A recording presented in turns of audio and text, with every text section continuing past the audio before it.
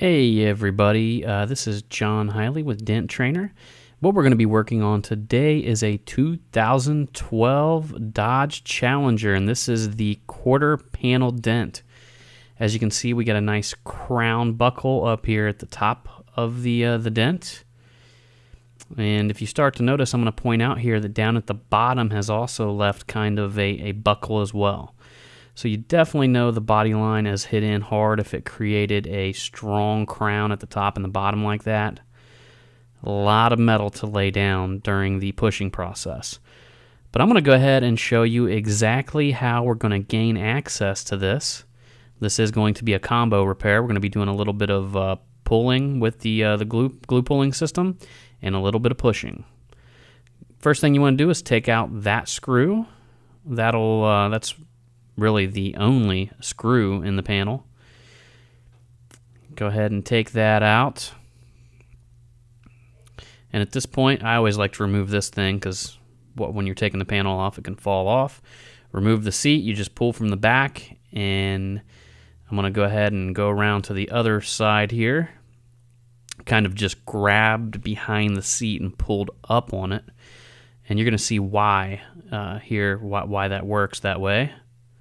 So now I'm going to grab into, again on this side, the back of the seat and just pull straight on up.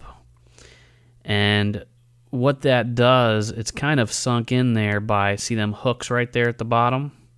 It's actually sunk in and anchored there and then kind of pushed down into the seat and wedged into place. So we'll go ahead and get rid of that and just get it out of the car. It's probably one of the easier seats that you're ever going to remove. Now just taking a look at the interior panel there. Once you pull the back seat down, you take out a plastic plug, connects that panel, and then you literally just inject the panel out. You see all the clips there? They just literally clip straight into the inside of the panel, and you pull on it and just pull it right on out.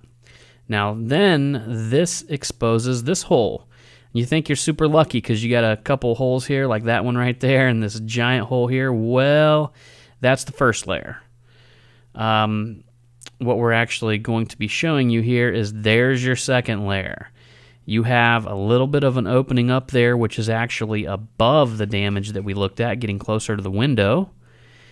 And you might be able to snake something. If you had a dent right behind there, you could snake something through that hole that we keep looking at there. But the dent would have to be perfectly placed. You got a lower hole way down there at the bottom, and then right in the middle, you got another hole. And sorry about the shaky camera here. It's trying to get a good, there it is, right there. It's got some foam stuff there, pretty easy to cut through, but it is kind of skin tight. You know, you're going to find yourself, even with a whale tail, leaving snail trails while you're going up through there, but we'll be checking that out here a little bit later.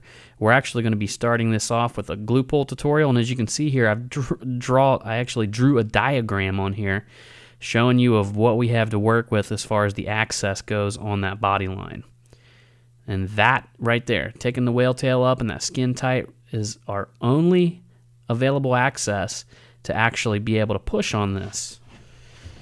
But again, we're going to go into a little bit of glue pulling first. We're going to move a bunch of metal along before we get into that difficult access that is just wrist bending. Trying to push that out with the whale tail. So let's just see what we can do with the glue, and we'll get to that here a little bit later. As you can see, I dropped a nickel size Atlas tab directly into the center of the body line. Take a pull, and I mean, you can tell already that it has shrunk the damage quite a bit. Definitely going to have an impact point here, but let's take a look at it. There we go. Definitely got it going in the right direction. Probably shrank it down by 50%.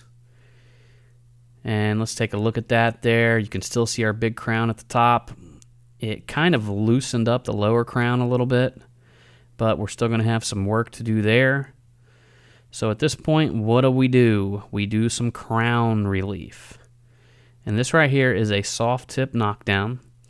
Not looking for super sharp hits here, but I'm just looking to kind of slowly lay down that really strong crown at the top.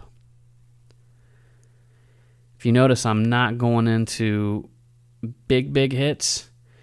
I'm kind of just riding up and down that thing.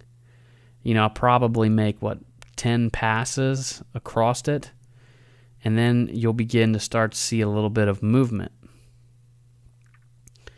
In my experience, a crown like this is always going to break up a little bit. You know, it's some strong, tense metal there, but that's all right. Now we've definitely loosened it up a little bit here at the top. I'm going to go ahead and adjust the light so you can see the bottom of the dent. I'm just going to go into opening that up a little bit.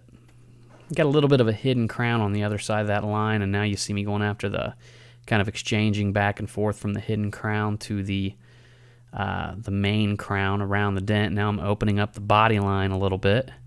It's always nice when you're doing glue pulling. You're going to find yourself actually opening up that body line. Takes a lot of the tension off the edges.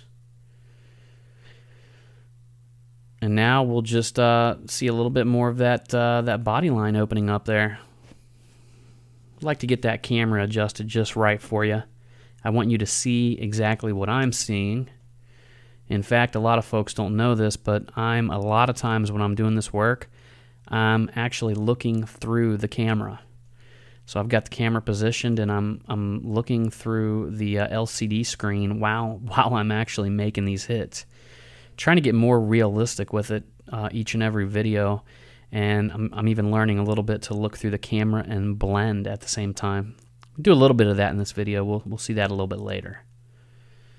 But again, just opening it up, trying to soften up that impact point. And there you see it. Definitely starting to move a little bit of that metal around. Got a little bit up higher into it, but there's hidden crowns on these things that you just need to lay down to get the tension off of it. Going in for another pull here. Looks like I'm using a nickel size Atlas tab.